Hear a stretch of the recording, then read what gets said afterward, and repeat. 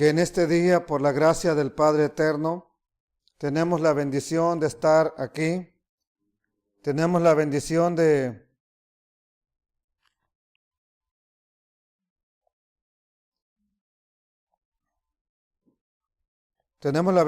poderlo compartir con usted en el día de hoy. Gracias, Padre Eterno, bendito el que vive por los siglos de los siglos. Nuestra enseñanza para el día de hoy se titula Cuando la gloria del Eterno de Elohim se va. Vamos a mirar una historia, dos historias, donde vamos a poder presenciar o descubrir precisamente eso.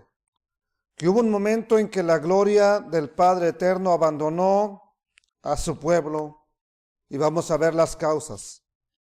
Vamos a hacer una oración al Rey de la Gloria y vamos a suplicar que sea Él hablando a nuestra vida para no cometer los mismos errores, para no cometer las mismas transgresiones que hicieron que un día el Padre se fuera del lugar donde estaba. Padre eterno, primeramente te pido perdón por todas las transgresiones, iniquidades, pecados que cometo, Señor, sin darme cuenta o con conocimiento y causa. Perdónanos, Señor, por actuar muchas veces con rebeldía en contra de ti. Perdónanos por actuar a nuestra manera. Padre eterno, por favor, suplico tu misericordia.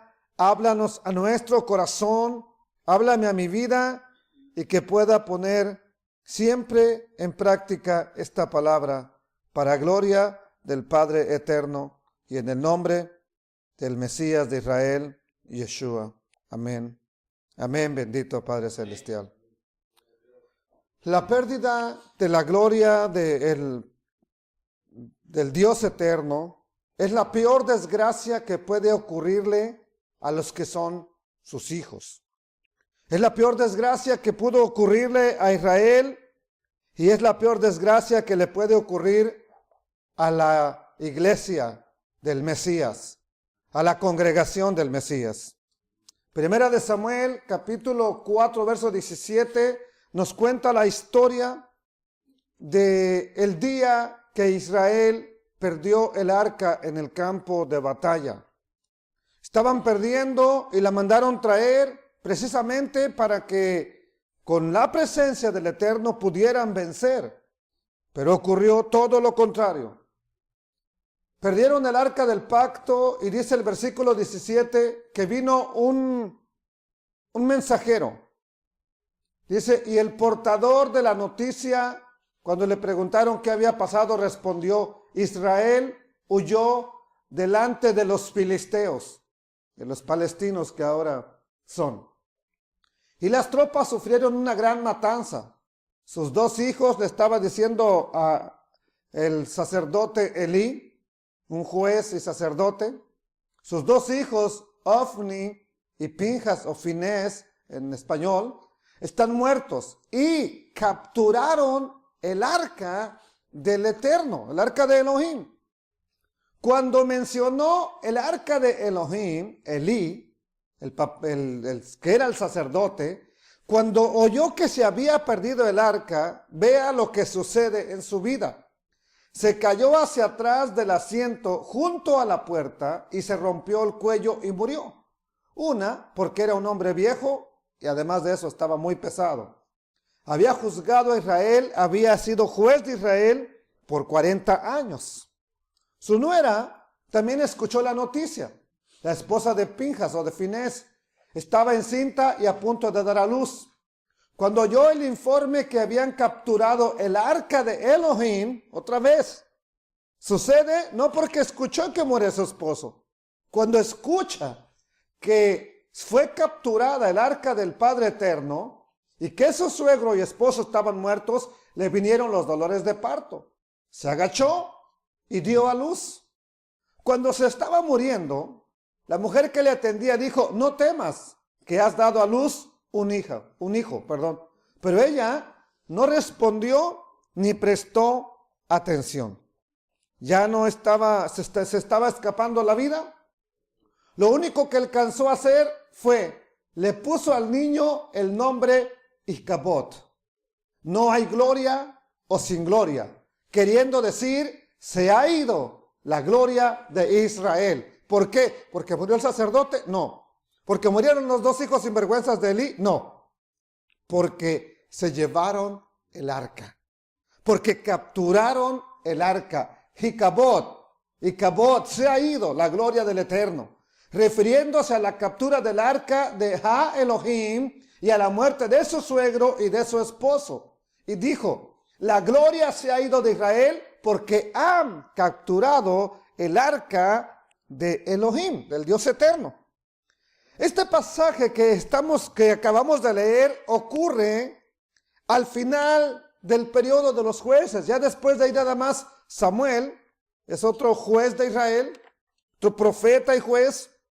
Pero ese tiempo de los jueces es un periodo oscuro de la historia de nuestro pueblo, en el que juzgaron a Israel hombres que a veces nadie recuerda. Que no nos acordamos de Abdón, de Elón, Isbán, ¿ok? Elud, Samoa. De ellos no nos acordamos de Samuel, de Sansón, de Jefté, tal vez, de Gedeón, de Débora, Otoniel. Tal vez de ellos sí, pero de los demás son personas que pasaron sin gloria. Nomás dice, tuvieron tantos hijos, gobernaron tanto, y no hicieron nada absolutamente. Entonces, este tipo de jueces no tuvieron la suficiente revelación, la dirección del Padre Eterno para conducir a Israel por el camino recto. Aún Sansón, aún Gedeón, que hicieron grandes prodigios, no miraban lo que dijo el Eterno para guiar al pueblo, no a una victoria, no a vencer a los enemigos, a caminar en las ordenanzas y estatutos del Padre Eterno. Bueno, bendito el Padre Eterno. Al final de este periodo tan oscuro de la historia encontramos a un hombre que tiene por nombre Elí, que en la lectura que ya hicimos vimos que era un hombre viejo, ¿ok? Un hombre anciano. Poco más arriba nos dice que tenía 98 años. Este había sido juez de Israel, la máxima autoridad después del Eterno en Israel, porque todavía no había rey. En su vejez, o cuando era sacerdote, permitió que sus dos hijos, Ofni y Pinjas, Finés, se corrompieran, que se acostaran con las mujeres en el templo, que hicieran lo que quisieron de las ofrendas del Padre Eterno. Ellos le metían mano, agarraban lo mejor, agarraban lo que querían, y su padre nunca los estorbó, dice la Escritura. Nunca les llamó la atención, y cuando lo hizo, fue solamente, ¿por qué hacen eso, hijos míos? Entonces, sus hijos se corrompieron, el sacerdocio también no era lo mejor, había llegado a un estado tal en que el Eterno decide simplemente ya no soportarlos. En ese instante es cuando el Eterno llama a Samuel, que era un niño, era un jovencito, y lo llama en un sueño, en una noche, le llama, Samuel, Samuel. Esto se hizo por 3 veces. Él no entendía que era el Padre Eterno llamándole. Va con el sacerdote Elí y le pregunta, ¿me llamaste? Yo no te llamé. Vuelve a acostarte, pero si vuelves a escuchar la voz, dile, habla, Adonai, que tu siervo oye. Entonces vuelve a escucharse la voz, y es cuando es llamado este joven, este muchachito, es llamado a ministrar delante del Eterno. Al otro día el sumo sacerdote quiere saber qué ha pasado. Pero lo que nos importa en esta historia es que la gloria de Israel es quitada. Esta es una imagen del profeta Ezequiel, ¿verdad? De lo que se le dijo que hiciera, precisamente porque la gloria de Dios se había ido. ¿Ok? Nosotros ya escuchamos esta historia del arca del pacto que se perdió con los filisteos. Sin embargo, antes de que Samuel comenzara su ministerio, encontramos este episodio donde los filisteos capturaron el arca y se la llevaron. Como ves, esos que la van cargando no tienen vestimenta de sacerdotes, son gente pagana que capturaron el arca, se la llevaron a su pueblo, se la llevaron a la tierra de Palestina, para que esa sí es tierra de Palestina, para que entienda, ¿ok? Entonces, esta noticia provoca una serie de descalabros. Se muere el sumo sacerdote, cae muerto, ¿verdad? Hacia atrás, se desnucó, estaba pesado, estaba gordo, ¿ok? En la batalla murieron sus 2 hijos, la mujer de uno de ellos que estaba embarazada da a luz y muere. Como ve, una serie de descalabros. La mujer solamente alcanza a exclamar una palabra que fue la que se le puso por nombre a ese niño que nació. La exclamación que ella dijo fue Icabod, que refleja la pérdida del arca del pacto, lo que era la gloria del Eterno, se perdió. El arca era una caja de madera, como la vemos aquí, cubierta de oro, madera de acacia cubierta de oro, con una tapa, una cubierta que se llama propiciatorio. Ahí es donde se derramaba la sangre para que fueran perdonados los pecados. Adentro de esta caja de madera estaba una vara de almendro que pertenecía a Aarón, que reverdeció, una vara seca que cobró vida, ¿ok? Estaban las tablas de los 10 mandamientos, como se conoce en español, pero son las 10 declaraciones en hebreo, Haseret Adibrot. Y también estaba un traste con el maná que había caído durante 40 años en el desierto. ¿Ok? Eso es lo que estaba en esa arca de madera, donde se manifestaba la gloria del Eterno, donde se manifestaba la presencia del Dios poderoso, donde descendía su gloria, y cada vez que se sacrificaban animales una vez al año, ahí se ponía la sangre. Él miraba esa sangre y perdonaba los pecados de su pueblo. El arca es el lugar donde Elohim habitaba. Es el lugar donde el Eterno se manifestaba, para que me entienda.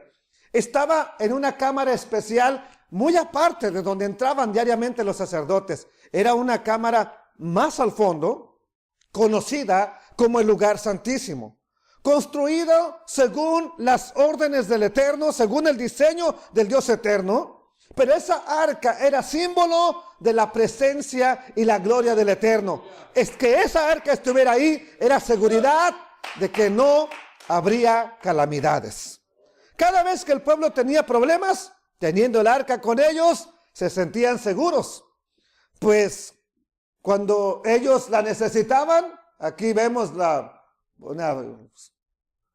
una simulacro de la batalla, ¿verdad? Pero la perdieron. Y dice la escritura que cuando llegó el arca del pacto al campo de batalla, todos los israelitas se alegraron tan grandemente que dieron un grito tan fuerte que aún la tierra tembló. Los mismos filisteos tuvieron miedo y dijeron, ahora sí, estamos perdidos. Antes de ahora no era así, pero ahora su Dios está con ellos. Los mismos paganos lo sabían. Pero ¿qué sucede, amados hermanos? En ese día trágico, en lugar de que el Eterno les diera la victoria, les dio la espalda y permitió que el arca se la llevaran. El arca era símbolo de la gloria del Eterno. Es el símbolo de la presencia del Todopoderoso, símbolo de poder. Cuando el pueblo de Israel tuvo que atravesar el Jordán por instrucción del Padre Eterno, fue que sacerdotes se pusieran en medio del río Jordán y todo el pueblo atravesó. Se detuvo el agua. El agua se detuvo. Y tuvieron que pasar todos caminando a pie. No hubo problema. Cuando todos pasaron los sacerdotes con el arca. Y entonces el río volvió otra vez a su cauce. Sin embargo, amados hermanos, los días habían pasado. Los tiempos seguían cambiando. Israel otra vez vuelve a alejarse del Padre Eterno. Se empieza a llenar de pecados. Se empieza a llenar de idolatría, y cuando se produjo esta batalla de la cual estamos hablando, dijeron, traigamos el arca al campo de batalla para que esté con nosotros. La llevan al campo de batalla, Los enemigos van a huir. Ese era el pensamiento natural. Los enemigos van a tener que ser derrotados. Es una victoria segura para nosotros. Lo hacen así. Sin embargo, qué tristeza que no ocurre lo que ellos pensaban. ¿Por qué? Porque no estaban siguiendo órdenes ni la dirección del Padre Eterno. Estaban siguiendo cada quien su propio impulso. No ocurrió como se esperaba. El arca llegó, se causó gran alboroto, la tierra tembló, los filisteos se desconcertaron. Sin embargo, los filisteos derrotaron a los israelitas y se llevaron el arca, la capturaron. Era la peor noticia que se le podía dar a un israelita, al pueblo de Israel. Fue la noticia que provocó la muerte de Elí, el parto apresurado de esa mujer que dio a luz. La verdad, no les preocupaba tanto la muerte de Elí, no les preocupó tanto la muerte de los soldados, no les preocupó tanto que perdieran la batalla. La preocupación absoluta era porque el arca se había perdido. El caos era porque se perdió la gloria del Eterno. Lo que dice la Escritura es: quitada es la gloria de Israel. Se puede entonces hacer... ¿qué se puede hacer? ¿Cómo podemos hacerle cuando se pierde la gloria del Eterno? No hay nada que hacer, amados hermanos. El día que se pierde la presencia del Eterno, cuando es quitada, si está ahí la presencia del Eterno, hay vida, hay bendición. El pueblo existe porque Él está ahí. Pero cuando el que conduce a su pueblo, cuando el que lo defiende, cuando el que está con Él, amados hermanos, ya no está, quiero decirle, nuestro pueblo sin el Dios eterno no es absolutamente nada. No somos nada. Somos una religión más solamente en este mundo. Cuando la gloria del Eterno se va de la congregación, somos una religión muerta. Eso es en lo que se vuelve la iglesia. Por causa del pecado perdieron el arca. Por causa de la apostasía, y nosotros nos estamos durmiendo y nos está ocurriendo lo mismo. Pensamos que todo está bien, pero estamos próximos y expuestos a perder la presencia del Eterno, y cuando eso suceda, vamos a llorar. Vamos a llorar amargamente porque veremos muerte, quebranto y dolor, exactamente como vimos que sucede en la historia con Elí, sus hijos, su nuera y con Israel. Exactamente. Sin embargo, nosotros al leer los capítulos siguientes encontramos, para gloria del Padre Eterno, que en su gracia, en su misericordia, Él tuvo que defender su testimonio. Él atacó a los filisteos con tumores, con cáncer, con intranquilidad, con una desesperación en su corazón, de tal manera que ellos se vieron obligados a devolver el arca del pacto a Israel. Ninguna mano humana podía recuperarla. Elohim mismo lo hizo. Él hizo retornarla a su pueblo. ¿Por qué? Porque todavía tuvo misericordia de su pueblo. Él salió en defensa de su pueblo, amados hermanos.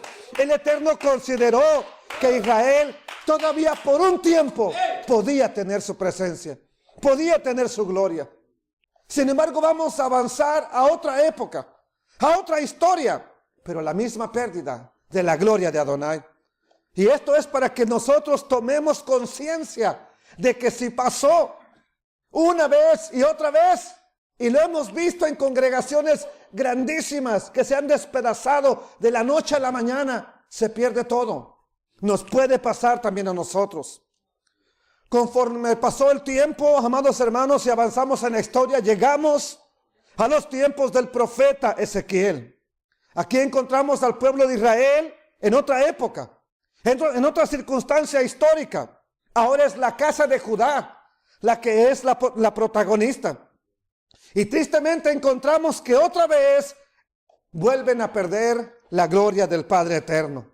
Una vez más vemos que se pierde la presencia de Elohim. El título que aparece en el capítulo 10 de Ezequiel en todas las Biblias, tanto en español como en inglés, es la gloria de Elohim, de Dios, abandona el templo.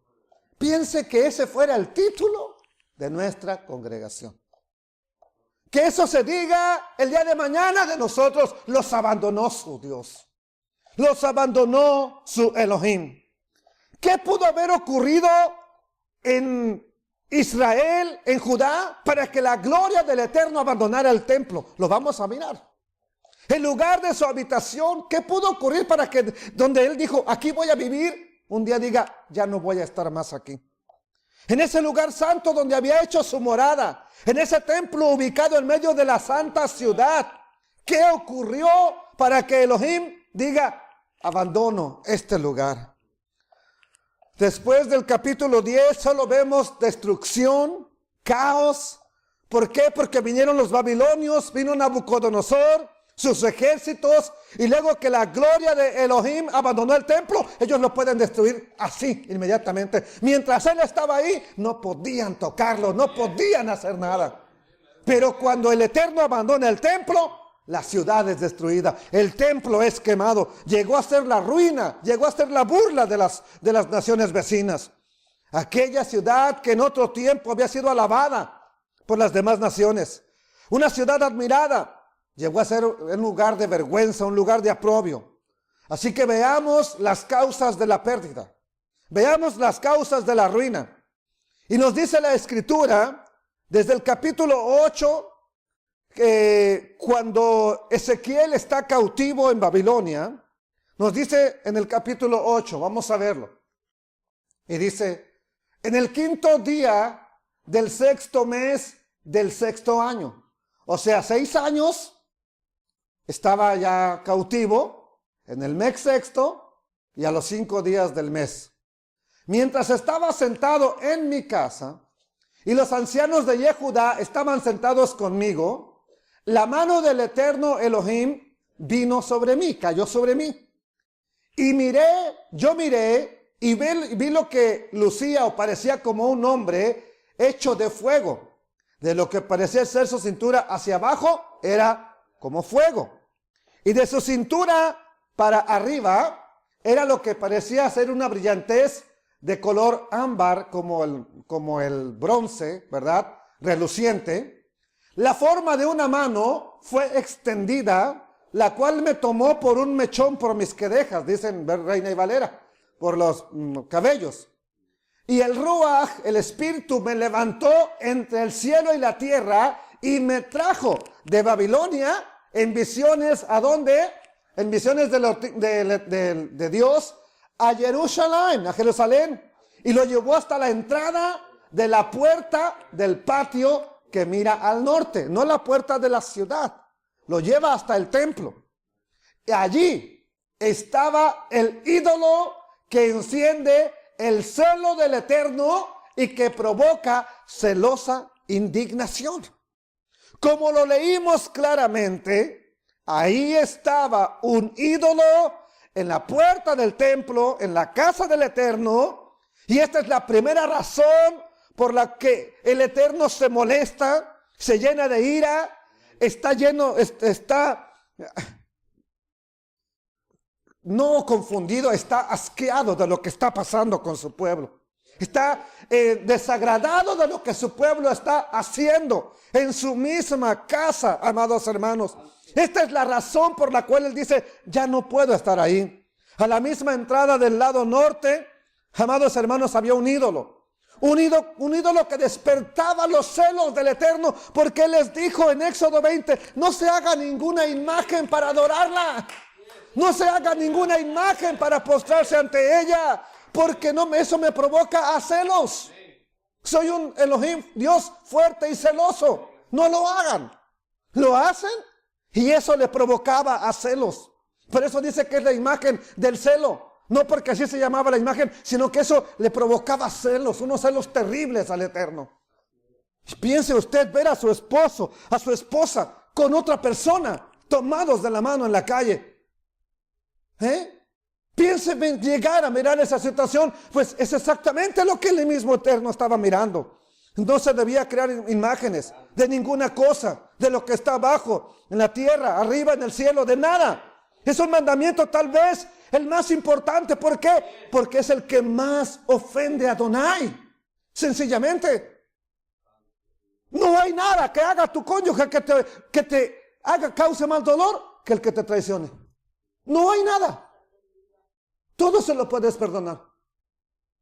Pero una traición es muy difícil de perdonar. Si seguimos leyendo, dice, porque las cosas no terminan ahí. Ojalá y todavía quisiera que nada más fuera eso. Pero si seguimos leyendo en el capítulo 8, verso 4, dice, y allá apareció la presencia del Elohim de Israel, como la visión que yo había visto en el valle. Ahí estaba la visión, ahí estaba la presencia del Eterno. Podemos ver claramente que todavía la gloria del Eterno, a pesar de que está esa imagen, todavía la gloria de Adonai está ahí. En su misericordia, no porque lo toleraba, no. Él no lo estaba tolerando, no es porque era un alcahuete. Amados hermanos, en México se tiene la idea tonta, machista, de que el hombre puede tener las mujeres que quiera, nada más mientras mantenga a su mujer, la mantenga bien, y a sus hijos, que puede tener las mujeres que quiera. ¿Quién te dijo eso? El Dios que yo conozco de la Escritura no dice nada de eso. Entonces, amados hermanos, el Eterno no estaba contento con eso. Aún así, todavía su presencia estaba en ese lugar. Todavía la paciencia de Elohim, es sorprendente su misericordia hasta ese momento. Pero si continuamos leyendo, sigue diciendo, y me dijo, hijo de hombre, vuelve tus ojos hacia el norte. Volví mis ojos hacia el norte, y ahí, al norte de la puerta, ¿de dónde? Para que vea que no estaban en la ciudad, era en el templo. Al norte de la puerta del altar estaba aquella imagen enfurecedora, la que le provocaba furia al Eterno. ¿A dónde estaba? Ahí, entrando en el altar, luego la miras, ahí está. Mire, ¿qué tenemos por acá? ¿Sí? ¿Qué tenemos ahí? Son cosas para adorar. Amados hermanos, ¿ves lo que hacen estos? ¿Ves lo que están haciendo? Ahí mismo en donde se congregan para adorarme. Están cometiendo idolatría. ¿Estamos lejos de la realidad o de esa situación? No, hoy en las iglesias es donde más idolatría se está llevando a cabo. Y no hablo de la iglesia católica, no estoy hablando de ella, estoy hablando de las iglesias evangélicas, cristianas, judío-mesiánicas, en la congregación judía. Ahí. Dice la Escritura, y me dijo, capítulo 8, verso 6, hijo de hombre, ¿ves lo que estos hacen? Las terribles abominaciones que hacen aquí, los de la casa de Israel. ¿Para qué? No es que yo me quiero ir, no es que yo ya no quiero estar aquí. Ellos me están alejando. Lo que ellos hacen me está sacando. Para que me entiendas, son ellos los que me están sacando de aquí. Ellos están alejándome de mi santuario, pero todavía verás abominaciones aún mayores. Wow. La pregunta del Eterno a Ezequiel es, ¿no ves lo que ellos están haciendo? Han construido una imagen para adorarla. Y eso solamente está provocando que yo me aleje de mi santuario. Están haciendo que yo me aleje. No es que el Eterno se quiera ir, es los celos que le provocaban. Pero no solamente el pueblo.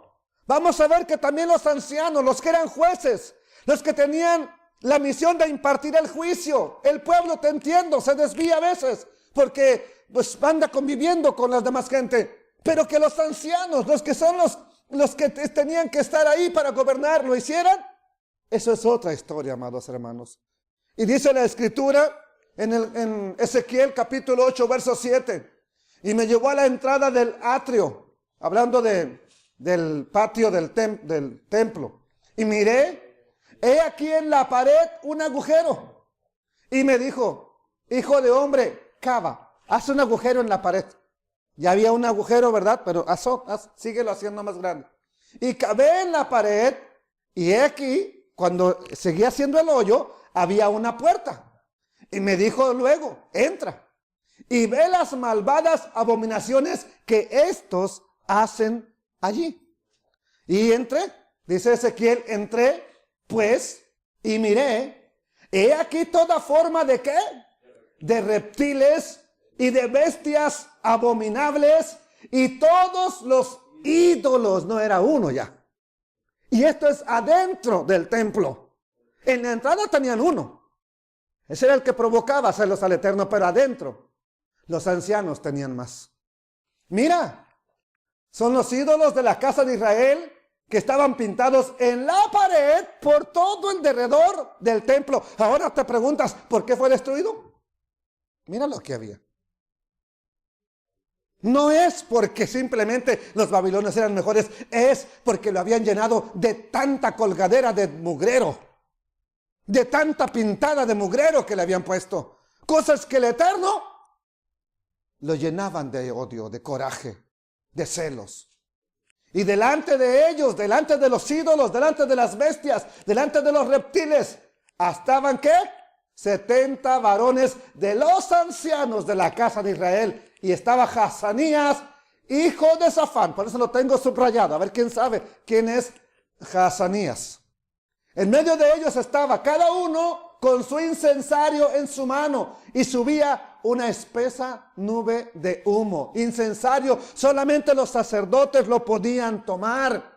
70 ancianos se refiere a los 70 jueces, al famoso Sanedrín, los 70 que cayó el Espíritu Santo en el tiempo de Moisés y fueron constituidos jueces. Esos son los que ahora se toman la libertad de tomar un traste, ¿verdad? Con brasas y le echaban incienso. Como los brujos, así, igual. Nada más que esto era, en lugar de ser copal, ¿verdad? De brujería o nopal y caca de vaca, era pues, especies aromáticas. ¿Para qué? Pero no para el Eterno. Para estos ídolos abominables.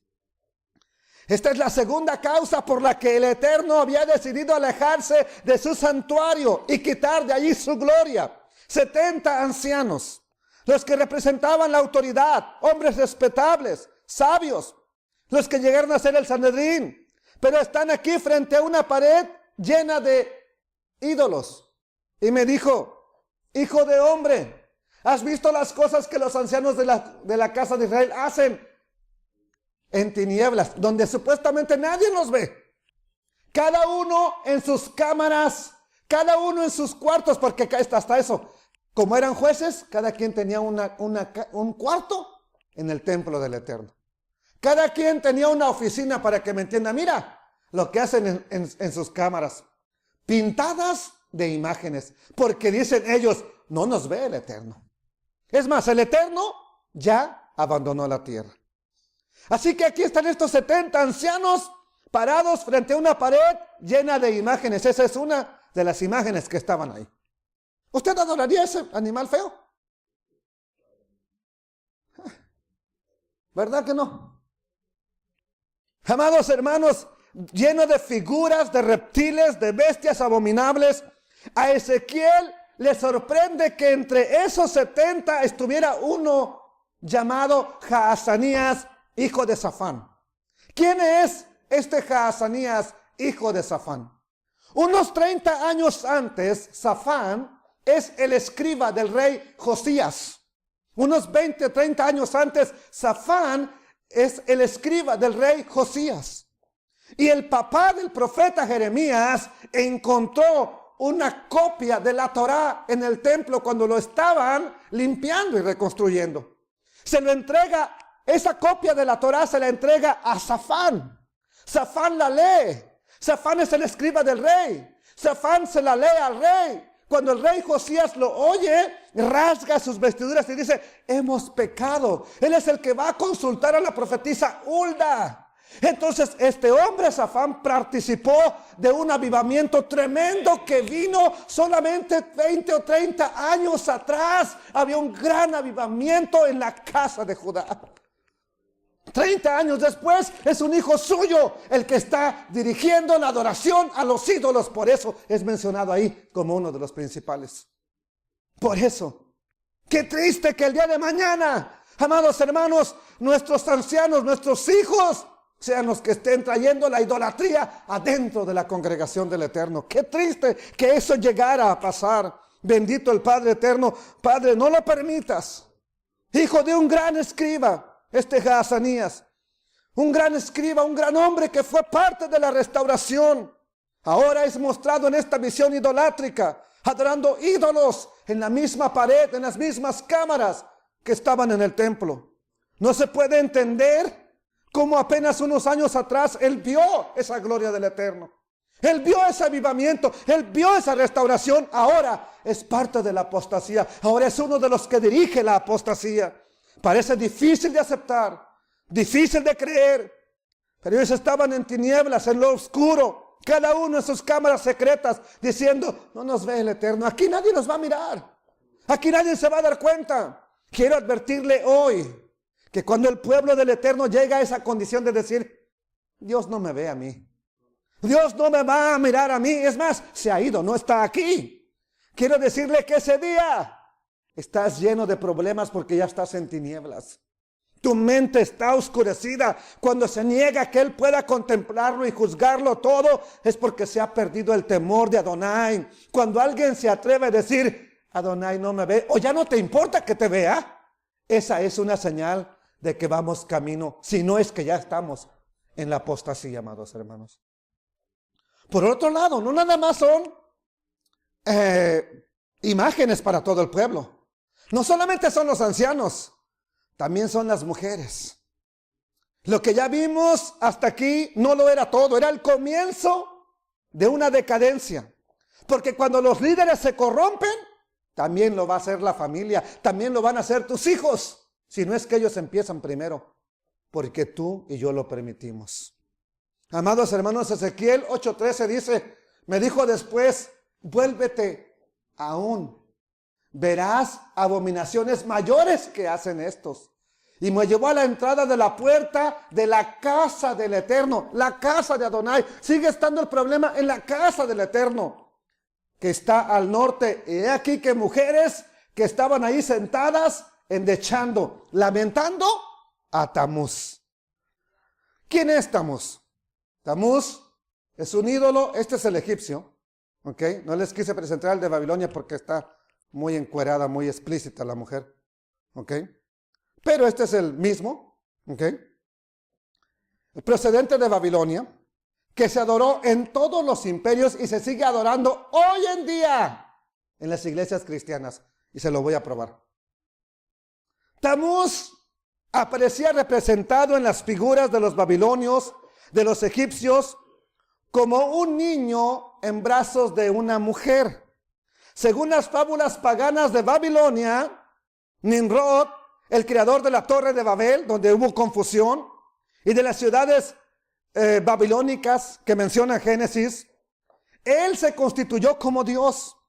Y cuando murió, que lo mató un cerdo salvaje, por eso se come cerdo y jamón endiablado el 25 de diciembre, es la costumbre que tienen en México, por eso, porque lo mató un cerdo salvaje, por si no lo sabía, ¿ok? Y esta señora se llama Semiramis, una mujer con la luna, ¿ok? Este es Nimrod, que se llegó a declarar como el dios sol, el sol al que se adoraba. Esta es la diosa Luna de la antigua Babilonia. Esta mujer era esposa y a la vez la madre de Nimrod, de este hombre que está aquí. Bueno, de esta unión, que ya era un incesto, nace el famoso Tamuz. ¿Cuándo? 25 de diciembre.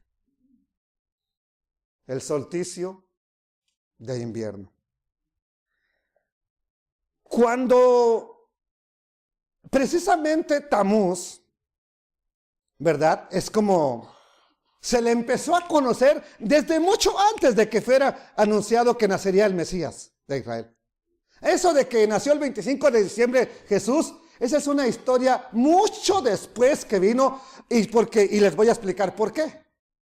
Pero ya muchísimos años antes de que naciera el Mesías de Israel, esta mujer, la madre de Tamuz, Semiramis, Adoptó otros nombres también como Astarot, como Astarte, como Ister, la diosa que le van a buscar huevos. ¿Ok? Esa. Ister. ¿Ok?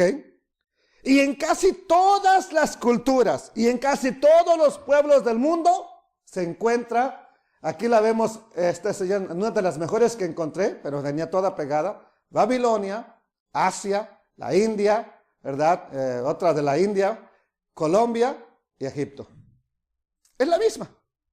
Y donde quiera te van a poner una mujer con un niño en brazos y te dicen, esta es la madre de Dios. Sí, pero del Dios Tamuz. Ese es el problema. Y viene desde mucho antes. ¿Y cómo cree que se le llamó? La reina del cielo. Así que ahora haya una coincidencia con lo que en México le llaman la reina del cielo. Eso es punto y aparte. Eso lo hizo la Iglesia Católica para agarrar toda la gente que ya tenía sus adoraciones desde idolátricas desde tiempo antiguo. Entonces, en casi todos los pueblos se encuentran rastros de este Tamuz, de su madre Semiramis, de su padre Nimrod, entonces que después fue transformado por Baal, o se llegó a conocer también como Baal. Según Semiramis, ese niño había nacido de forma sobrenatural, porque su padre lo mató el cerdo, como una personificación, como una reencarnación de Nimrod. Pero más allá de eso, los babilonios creían que Tamuz era el salvador del mundo, lo que cree ahora el cristianismo. ¿Ok? Entonces, esto de acuerdo a lo que la promesa que ya se había dado en Génesis a Eva, que de ella saldría un salvador, que de su descendencia saldría la simiente que aplastaría la cabeza de la serpiente. Entonces, como Satán siempre siembra la mentira, corrompe la verdad, trata siempre de imitar las cosas del Eterno y engañar a los hombres, pues se las inventó. Se inventa eso, se inventa una teología pagana en la cual Tamuz era el hijo del supuestamente inmortal, un hijo inmortal y nacido de forma milagrosa, por lo tanto merecía adoración de su pueblo. Exactamente una de las historias que hemos encontrado, y no nada más ahí, en la India, en China, en Egipto, en Asiria, en Babilonia, en todo lugar que se pueda llegar a conocer. Esta teología pagana que surgió en Babilonia se había infiltrado también en Israel. En muchos pueblos antiguos aparecen bajo otros nombres, pero esa es la misma Diana de los Efesios, por la cual apedrearon a Pablo también, lo persiguieron, ¿ok?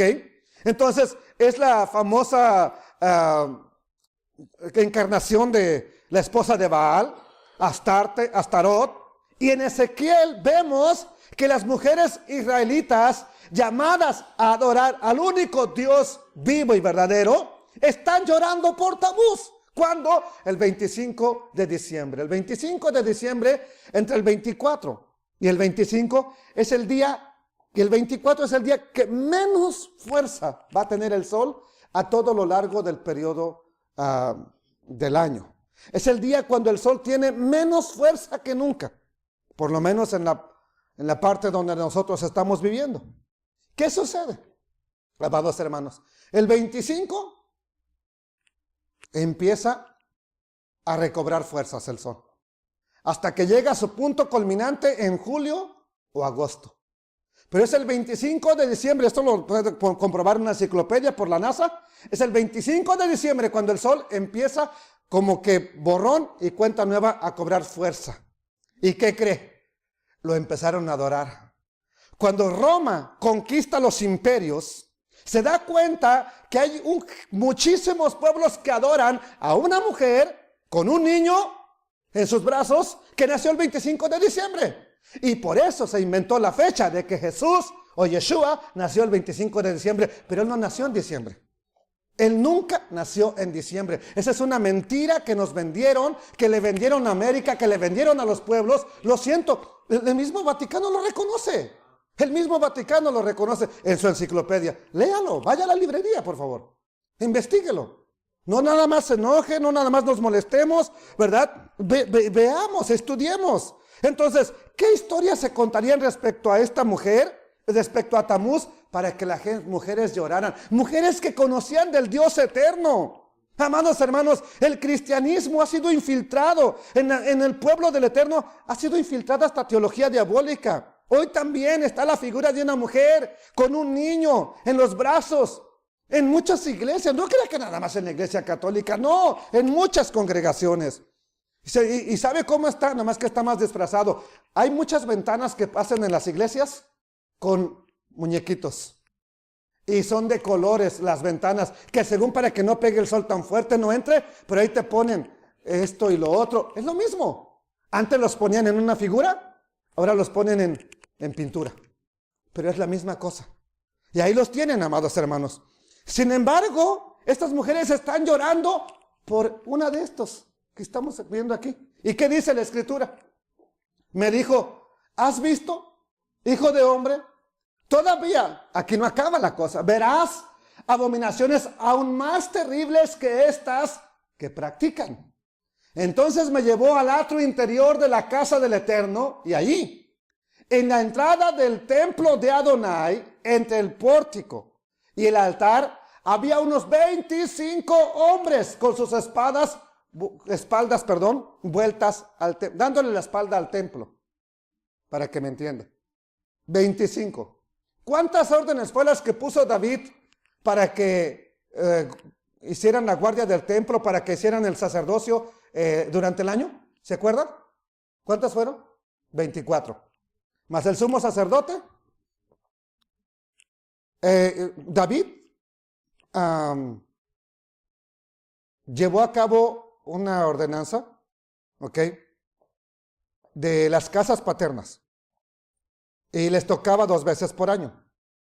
¿Ok? Entonces, por eso se hacían 24 y no era el mismo el que la dirigía, más había un sumo sacerdote. Son 25. Y vamos a encontrar aquí cuántas personas. Me llevó al atrio interior de la casa del templo y había unos 25 hombres con sus espaldas vueltas al templo del Eterno y sus caras al donde sale el sol, postrándose ante el sol. Ahora ellos tenían que mirar de acuerdo a la tradición y de acuerdo a lo que dice la escritura. ¿Tenían que mirar hacia el sol? No. ¿Por qué? Porque ellos ya estaban en el templo. No tenían que buscar en la dirección de Jerusalén.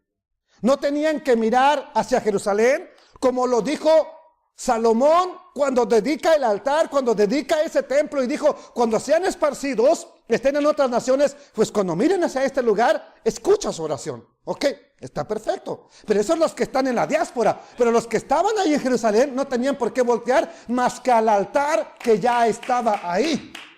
Y lo que están haciendo es dándole la espalda al altar. Aquí encontramos a estos 25 varones representativos de esas guardias del templo que se hacían, de esas ordenaciones, dándole la espalda al Eterno. Vivían en Jerusalén, no necesitaban postrarse, tenían que estar volteando para acá, no para allá donde sale el sol. Y eso es lo que estaban haciendo. Adorando al sol. Podríamos decir, qué estupidez. ¿Alguien sabe qué son estas figuras? ¿A quién representan estos? Gracias. ¿Quién era el dios de los aztecas? Ok, Quetzalcóatl. También adoraban al sol. Los toltecas, los olmecas, los incas, todos. Oiga, que ellos lo hicieran está bien. No tenían Torá, no tenían Biblia, para que me entienda, pero que lo hicieran los que estaban encargados de administrar la justicia, que lo hicieran los sacerdotes, para que me entienda. Eso es otra historia. Cuando nosotros miramos un poco de historia de los aztecas de México, de los toltecas, olmecas, purépechas, chiricahuas, de todos ellos, encontramos que una de sus deidades era el sol. Pero sin duda el pecado de los aztecas es nada comparado con el pecado de los que eran sacerdotes en el templo. Nada, nada. Habiendo recibido la Torá, habiendo recibido la ley, para un pueblo apartado, para un pueblo santo, cayeron en la adoración idolátrica al sol, a este mismo Tamuz, al cual estaban llorándole a las mujeres, el mismo que nació el 25 de diciembre. Esa es una aberración, algo que no se puede entender en alguien que tiene la Torá, que tiene las escrituras. Y me dijo en el verso 17, y me dijo, ¿ves, hijo de hombre? ¿No les basta a los de la casa de Judá practicar las abominaciones que han cometido aquí, para que tengan que llenar al país de violencia y vuelvan a provocarme a ira y pasarse la rama por las narices, pues yo también actuaré en mi ira. Mi ojo no tendrá lástima, no voy a tener compasión, aunque griten fuertemente. ¿Qué dice? A mis oídos. ¿Cuándo gritamos? Cuando, Señor, ayúdame. Aunque griten, no los escucharé. ¿Qué aplicación podemos sacar de aquí? Permítame hacer una aplicación de estas abominaciones que mira Ezequiel en el templo. No voy a acabar hoy. No voy a acabar ahorita esta enseñanza. Esta es la primera parte nada más.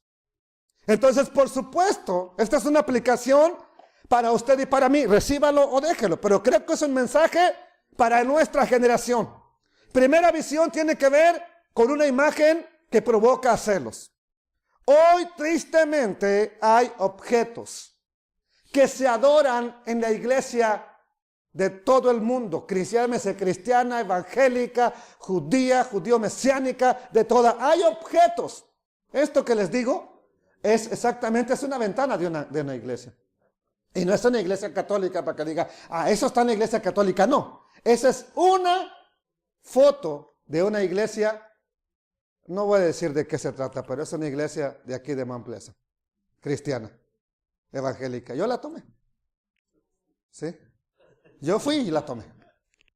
Nomás para que vean que ahí está. Esto, ¿cuántos no traen una cruz colgando? El día que el Eterno no lo permita jamás y maten a uno de tus hijos, lo condenen a morir por inyección letal, ¿te vas a colgar una jeringa en el pescuezo? El día que el Eterno no lo permita jamás, un carro mate a tu hijo, ¿te vas a colgar un carrito en el pescuezo? La cruz no tiene ninguna cosa que venerarle ni que adorar. Es a quien murió en la cruz, el que dio su vida por nosotros, el que derramó su sangre, amados hermanos. Tengamos cuidado que estamos trayendo, que estamos metiendo para adorar en la casa del Eterno. ¿Qué se vuelve objeto de adoración? Segunda visión que tuvo Ezequiel cuando atravesó la pared, 70 ancianos contemplando la pared pintada de ídolos. Desde el siglo que se empezó a hablar hasta el siglo XX, la civilización se dejaba guiar por la palabra, por lo escrito, por las noticias de boca a boca. Pero, amados hermanos, estamos en una civilización centrada en la imagen. Ahora ya no quiere escuchar la noticia, ahora quiere ver, muñequito.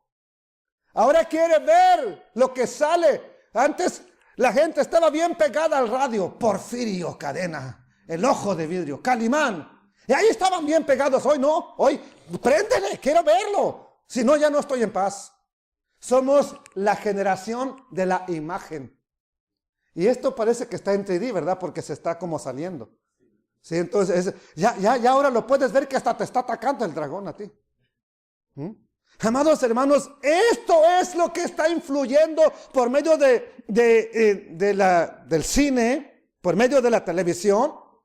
Nosotros ya leímos que los ancianos estaban rindiendo cultos a imágenes, a ídolos pintados, cosas que había en las paredes ahí. Eso es lo que no se nos especifica qué clase de ídolos eran. Pero quiero decirle que muchos de esos ídolos eran animales que estaban cometiendo actos inmorales con personas. Y si el Eterno lo dijo en su palabra, es porque las naciones lo hicieron. Y le dijo, ustedes no vayan a hacer tal tontería. Así que solamente imagínense qué tipo de imágenes miraban ahí. Cualquiera que tuviera cúpula, o sea, que se acueste, que tenga sexo, para que me entienda, con bestia, ha de ser muerto y matarán también al animal. Si lo dijo el Eterno, es porque se hacía. Es porque se llevaba a la práctica. ¿Qué significa eso? ¿Qué clase de pecado es eso? Bueno, el Eterno da mandamientos de algo que no se tenía que hacer. Los pueblos vecinos lo hacían. Y lo pintaban. Lo reproducían en imágenes. Y de esa manera adoraban a eso que estaban. Cuando leamos Romanos, Entendemos perfectamente a Pablo cuando dice, cambiaron la gloria de Dios por bestias corruptibles, por cosas corruptibles, por animales, y los adoraron. Cuando se habla en las escrituras del culto idolátrico, de fornicación, de idolatría, la idolatría no solamente era que el ídolo estaba ahí y lo adoraba, no. ¿Usted cree que las sacerdotisas nomás iban a limpiar el templo, para eso estaban ahí? No, estaban para acostarse con todo aquel que venía a adorar a ese muñeco, a esa imagen. Eso era parte del culto idolátrico, eso era lo que hacían. La prostitución era llevada al extremo, los ídolos tenían sus sacerdotisas y estaban allí para todo el que acudía a postrarse ante ese ídolo, ellas los satisfacían. Ellos estaban para eso, sumergidos en una cultura pagana. Estaba nuestro pueblo. Imaginemos un niño de hace 100 años. ¿Cuándo cree que llegó a mirar una mujer desnuda en la tele? ¡Apágale, apágale! ¡Rápido el control! ¿Cuándo cree que llegó a mirar una mujer desnuda? Ese era el tipo de cine que había hace 100 años.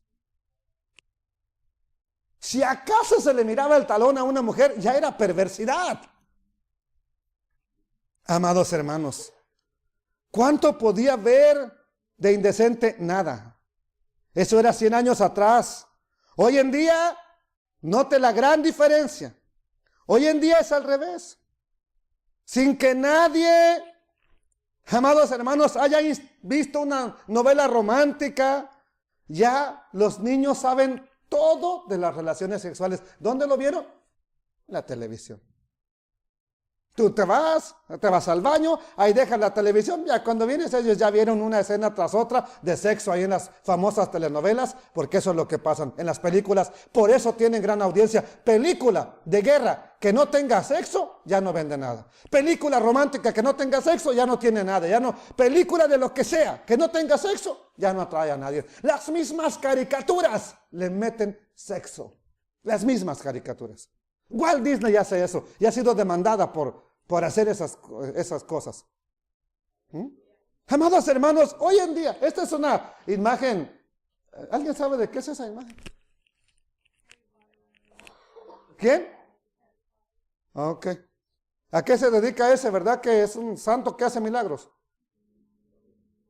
¿O se dedica a la pura hechicería, a la pura servir al demonio, pura brujería? Eso le estás poniendo a tus hijos. ¿Qué es eso? ¿Qué es eso? Dime. Es adorar, es participar en la idolatría.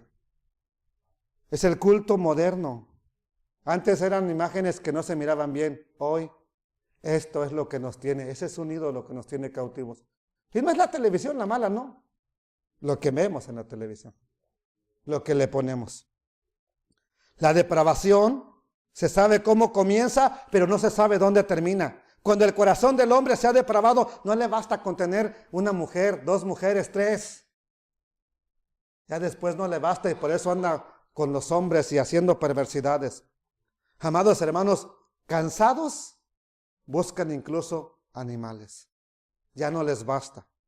Sin embargo, ese es un reflejo solamente de dónde puede llegar el hombre. Y eso nos está hablando el Eterno. Es una advertencia para nosotros que hoy en día, ¿qué nos gusta mirar? ¿Qué imágenes miramos en la pared? Yo no tengo nada. Bueno, eso era cuando tenías un cuadrito de dinosaurio que no se podía colgar en la pared porque te traía a la pared. Pero hoy, con la tecnología que hay, bien sencillo. ¿Cuántas horas pasamos a la semana sentados frente a ese ídolo? ¿Cuántos? ¿Cuántas horas pasas frente a la Biblia? ¿Cuántas horas pasamos frente a la palabra del Eterno? Y todavía nos preguntamos por qué cada día estamos más fríos. ¿Por qué cada día estamos más corrompidos? ¿Por qué cada día la iglesia del Señor Yeshua cada día está peor? Los pastores siguiéndose con la secretaria, yéndose con la esposa del diácono, el diácono yéndose con la esposa del pastor, robándose el dinero. Todavía nos preguntamos por qué. ¿Por qué la gloria de Adonai ha abandonado las iglesias? Todavía nos preguntamos por qué estamos igual o peor que en el tiempo del templo, amados hermanos. Quiero decirle, ya no se necesita poner una imagen en la pared para estarla adorando. Ahora eso se pone como un cuadro ahí. Ahí está uno horas. Te puedes pasar horas y horas. Empiezas viendo lo bonito, empiezas viendo lo bueno, lo edificante, Discovery Channel, History Channel, aprendiendo historia. Cuando te das cuenta ya estás viendo al cartel de los sapos o no sé, la Rosa de Guadalupe. Ya no sé qué estás mirando ya ahí. ¿Sí? Y perdiendo el tiempo nada más. Ah, no, pero nosotros no podemos. Yo no puedo estar sentado. ¿Cómo no puedes estar sentado si... te la pasas horas frente a la televisión? Las mujeres que lloran a Tamuz, tristemente, la figura de una mujer se ha adorado mucho. Aunque no se quiera reconocer, es un ídolo al cual se está venerando mucho en las iglesias. Quiero decirle una cosa, el problema no es María o Miriam, la madre del Señor Jesucristo, de Yeshua. A ella le aplicaron un título que no tiene nada que ver como diosa. Ella fue la mujer que el eterno Elohim escogió para que naciera su hijo, pero no tiene nada de diosa o que venerarle o que adorarle. A ella solamente lo impusieron una religión y así nos pasaron esa historia. Ella no es la culpable de que usted o yo querramos adorarle. Ella no es la culpable de que alguien decida adorarle. El culpable fue alguien más, fue Babilonia, fue Roma. Tristemente, cargamos con eso. Usted ha visto esos altares, muchas velas, muchas flores, mucho dinero, muchas ofrendas. ¿Y al Dios eterno? ¿Qué le damos? ¿Cuándo le has traído un buen ramo de flores al Eterno? Son para mi Elohim. ¿Cuándo se los hemos traído? No. Ay, no, ¿por qué? ¿Por qué entonces a un lugar de idolatría sí los hemos llevado o los llevamos? ¿Por qué, hermanos? ¿Por qué estamos un poco ciegos o muy ciegos? Eso es idolatría. Idolatría es la palabra, es el nombre muy similar a lo que hicieron esas mujeres llorando por un ídolo llamado Tamuz. ¡Qué tristeza! ¿A dónde podemos caer? ¡Qué contradicción! ¡Qué desgracia! ¿A dónde podemos llegar si no prestamos atención? ¿Ok? Bendito Padre eterno.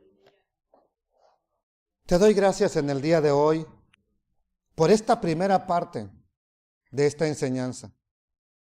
Nos falta todavía mucho por aprender, una gran cantidad, Señor, de cosas que tenemos que mirar.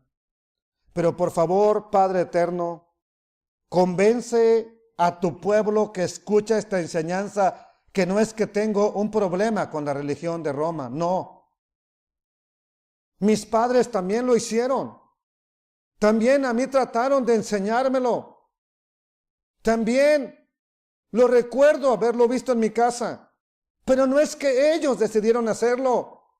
Es algo que les transmitieron desde mucho tiempo atrás.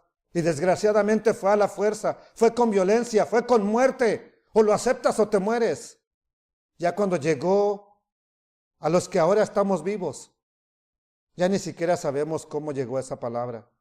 Cómo llegó ese tipo de adoración. Cómo llegó ese tipo de veneración que al Eterno definitivamente no le agrada. Padre, por favor, perdónanos, perdona a nuestros padres, perdona a nuestros antepasados que fueron obligados a postrarse ante una imagen, ante una cruz, ante una diosa pagana, ante una diosa llamada Semiramis, Astarte, Astarot, Diana de los Efesios. Perdona, Señor, que fueron obligados a postrarse ante esos ídolos que el mundo considera dioses. Perdona a tu pueblo, perdónanos, Señor. Abre nuestros ojos para ver la realidad y que podamos ser una generación que busca tu rostro. Padre, perdóname, no tengo nada, Señor, contra tu pueblo. Que si alguien todavía tiene en su casa por tradición, porque le tiene respeto, Padre, yo no soy quien va a decirle tíralo. Estoy tratando de enseñar. Yo no voy a quitarle nada, Señor, a las personas. Eres tú quien abre los ojos, eres tú quien muestra la realidad, eres tú quien dice lo que tenemos que hacer por tu palabra. ¿Por qué? Porque por estas cosas abandonaste la ciudad santa, a tu pueblo, porque te causaba coraje, celos. Y no queremos provocarte a celos ya. Queremos vivir una vida para ti. Queremos acercarnos a ti. Queremos ver tu gloria. Queremos ver tu presencia en medio de nosotros, Adonai. Por favor, eterno Padre Celestial, te lo pido. En el nombre de tu Hijo amado, nuestro Mesías Yeshua. Perdónanos. Perdónanos, Adonai. Perdónanos. Amén. Bendito eres, Adonai de los ejércitos.